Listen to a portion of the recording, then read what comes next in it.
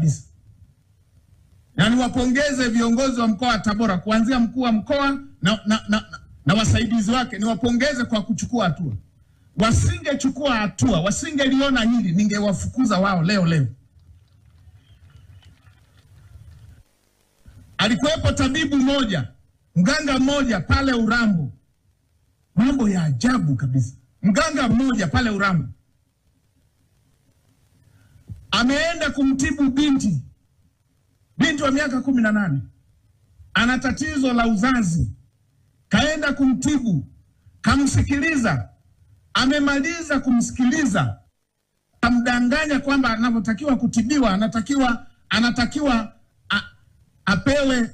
apewe sindano ya usingizi. Amempa sindano ya usingizi. Akiwa kwenye sindano ya usingizi amembaka. Mambo ya ajabu kabisa.